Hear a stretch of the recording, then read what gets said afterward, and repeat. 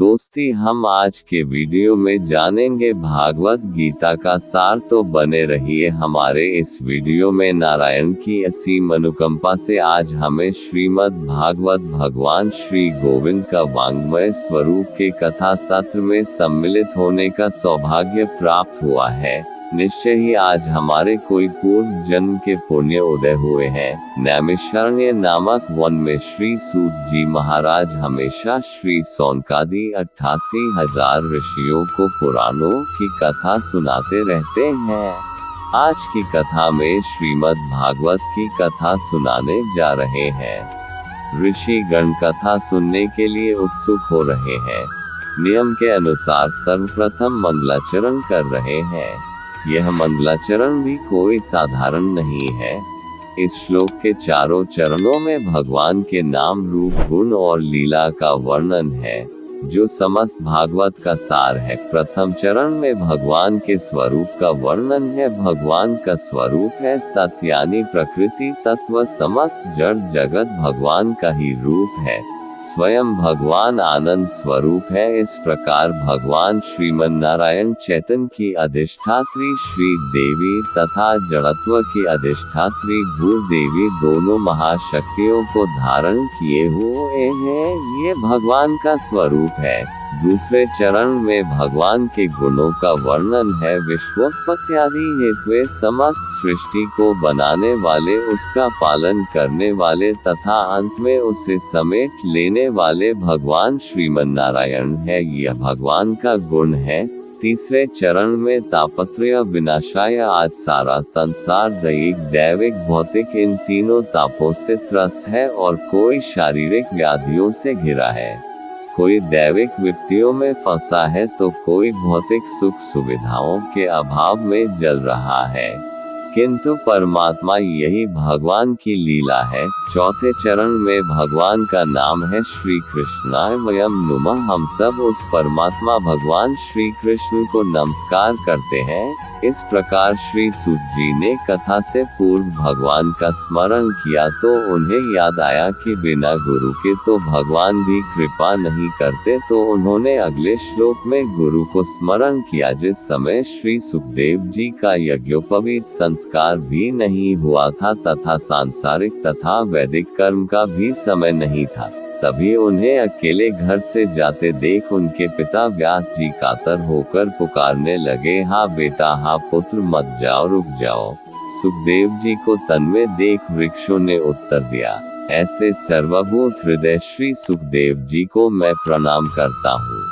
हे सूत जी, आपका ज्ञान अज्ञान रूपी अंधकार को नष्ट करने के लिए करोड़ों सूर्यों के समान है। हमारे कानों को अमृत के तुल्य सारगर्भित कथा सुनाए। इस घोर कलयुग में जीव सब राक्षस वृत्ति के हो जाएंगे, उनका उद्धार कैसे होगा? ऐसा भक्ति ज्ञान बढ़ाने वाला कृष्ण प्राप्ति का साधन बताएं, क्योंकि पारस मणि व कल्प वृक्ष तो केवल संसार व स्वर्ग ही दे सकते हैं, किंतु गुरु तो वैकुंठ भी दे सकते हैं।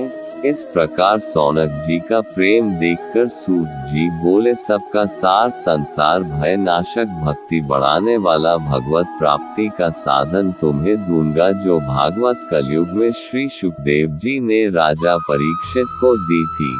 वही भागवत तुम्हें सुनाऊंगा, किंतु सफल नहीं हुए। भागवत कथा देवताओं को भी दुर्लभ है। एक बार विधाता ने सत्य लोक में तराजू बांधकर तोला तो भागवत के सामने सारे ग्रंथ हल्के पड़ गए।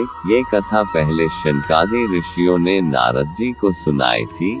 इस पर शौनक जी बोले, संसार प्रपंचों से दूर कभी एक जगह नहीं ठहरने वाले नारद जी ने कैसे ये कथा सुनी, सो कृपा करके बताए। तब सूत जी बोले, एक बार विशालापुरी में शनकादि ऋषियों को नारद जी मिले। नारद जी को देखकर बोले, आपका मुख उदास है, क्या कारण है?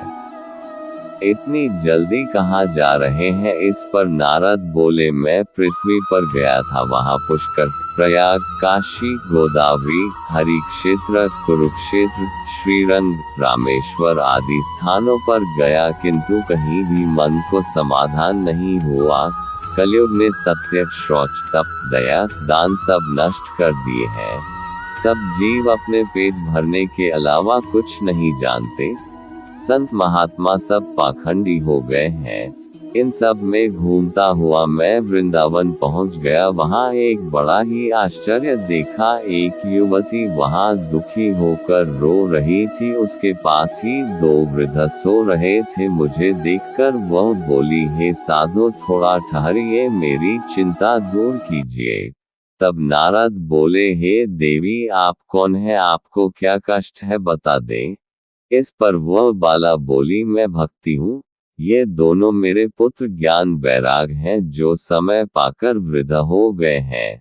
मेरा जन्म द्रविड़ देश में हुआ था, कर्नाटक में बड़ी हुई, थोड़ी महाराष्ट्र में तथा गुजरात में वृद्ध हो गई और यहाँ वृंदावन में पुनः तरुणी हो गई, और मेरे पुत्र ज्ञान और वैराग्य वृद्ध हो गए। नारद बोले, हे देवी, यह घोर कलयुग है, यहाँ सब सदाचार लुप्त हो गए हैं।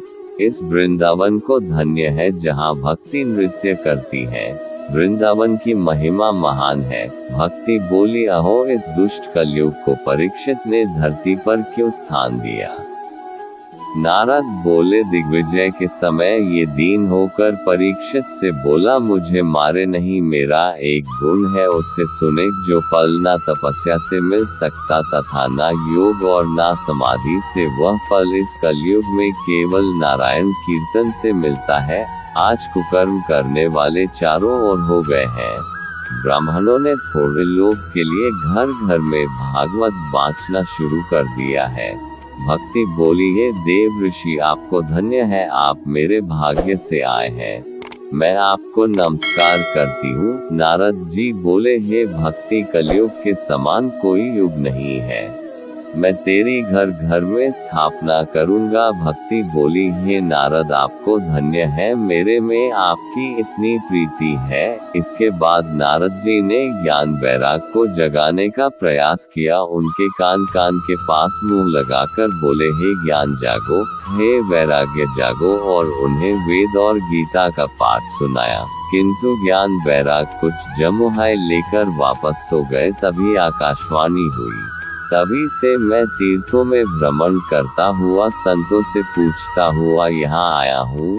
यहाँ सौभाग्य से आपके दर्शन हुए। अब आप कृपा करके बताएं, ज्ञान वैराग व भक्ति का दुख कैसे दूर होगा। कुमार बोले, हे नारद, आप चिंता ना करें, उपाय तो सरल है, उससे आप जानते भी हैं। इस कलयुग में ही श्री सुखदेव जी ने राजा परीक्षित को श्रीमद् भागवत कथा सुनाई थी, वही ज्ञान वैराग के लिए उपाय है।